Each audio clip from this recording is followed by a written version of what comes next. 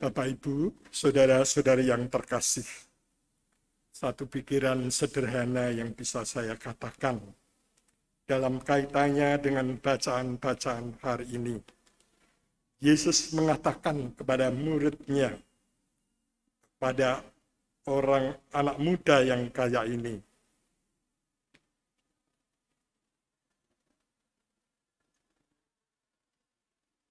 Dia mengatakan mengenai perintah Allah, jangan membunuh, jangan berzina, jangan mencuri, jangan mengucapkan saksi dusta, dan jangan mengurangi hak orang.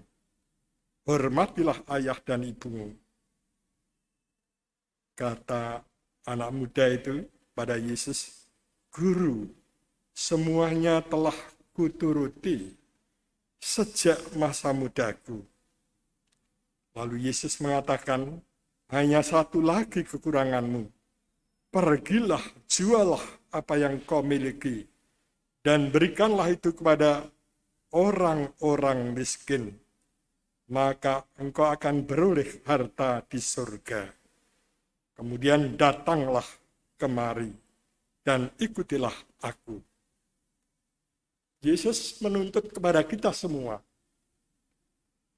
cinta yang lekat, cinta yang tanpa syarat, cinta yang tanpa pamrih. Karena kita sungguh-sungguh sebenarnya dicintai oleh Allah. Karena kita sebenarnya sungguh-sungguh disayangi, dipeluk, dituntun oleh Allah. Sebagai orang beriman, kita mengakui sebenarnya bahwa Allah itu memeluk kita. Allah itu selalu menyertai kita. Allah itu melindungi kita 100%.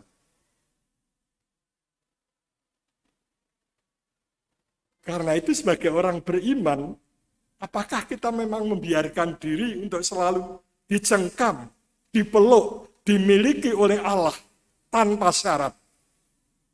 100% saya milik Allah. Apapun fungsi dan tugas kita, apakah ada ruang kerohanian, ruang hidup rohani di dalam diri kita, bahwa kita mengatakan adalah miliknya 100%.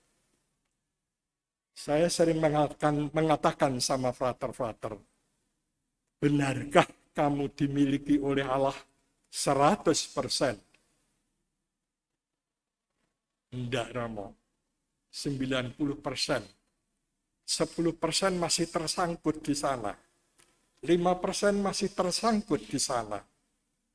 Jadi belum 100%. Pergumulan kita adalah pergumulan membiarkan diri dan menyerahkan diri supaya kita memang betul-betul dicengkam oleh Allah, dimiliki oleh Allah tanpa syarat. Dan itu yang tidak gampang. Seperti yang dikatakan dalam kabar gembira hari ini oleh Yesus kepada kita, kepada orang muda yang mau mengikuti Dia. Karena itu yang paling penting bagi kita adalah belajar terus-menerus untuk membebaskan diri. Membebaskan diri dari apa? Dari keterikatan. Keterikatan yang datang dari dalam diri kita sendiri. Karena acap kali kita masih membawa marah, sakit hati, benci, tidak peduli, tidak mau pusing dengan anggota keluarga, anggota komunitas kita dari dalam. Apakah kita juga bebas secara eksternal dari hidup karena kata orang, dari hidup karena ketakutan orang begini. Kita perlu membebaskan diri dari itu semua.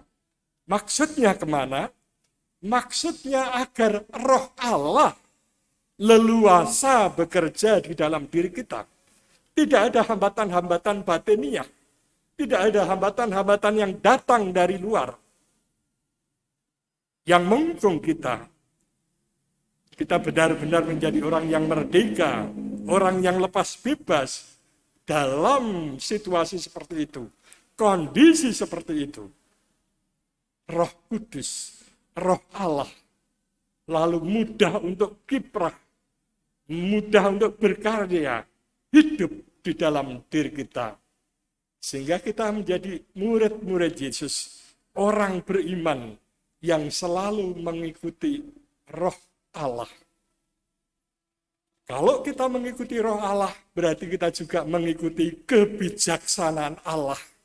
Roh kebijaksanaan lalu menuntun kita.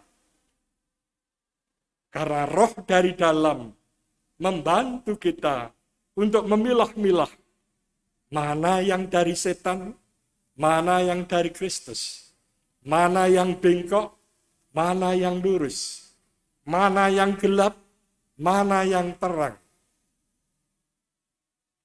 Itu semua akan membimbing kita dari dalam.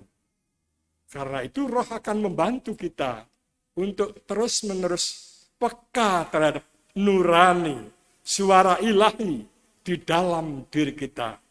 Suara ilahi itulah yang sebenarnya menuntun kita ke jalan-jalan Allah. Suara ilahi, energi ilahi itulah yang akan menyemangati kita dari dalam untuk terus-menerus menjadi kabar kehidupan bagi orang-orang di seputar kita. Lalu bagaimana kita membangun kebijaksanaan, kearifan? Dalam bacaan kedua sebenarnya dituntun. Kearifan dan kebijaksanaan hanya mungkin kalau kita terus-menerus belajar mendengarkan suara hati, mendengarkan suara roh dalam kehidupan sehari-hari. Ini bukan soal yang gede-gede, ini soal yang sederhana. Apakah mata hati kita terang? Apakah telinga hati kita terang? Apakah perabaan saya terang? Apakah penciuman saya terang? Apakah pencecapan saya juga pencecapan hati ilahi, pencecapan iman dalam melihat segala sesuatu?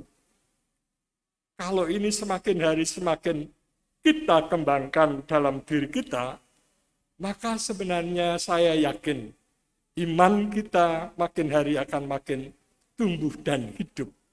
Dan iman itulah bukan hanya menyeburkan kehidupan, tapi iman itulah yang memberi arti dari kehidupan kita.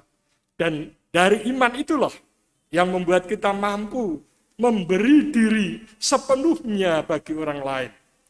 Dan dari iman yang dalam itulah kita akan menemukan kebahagiaan.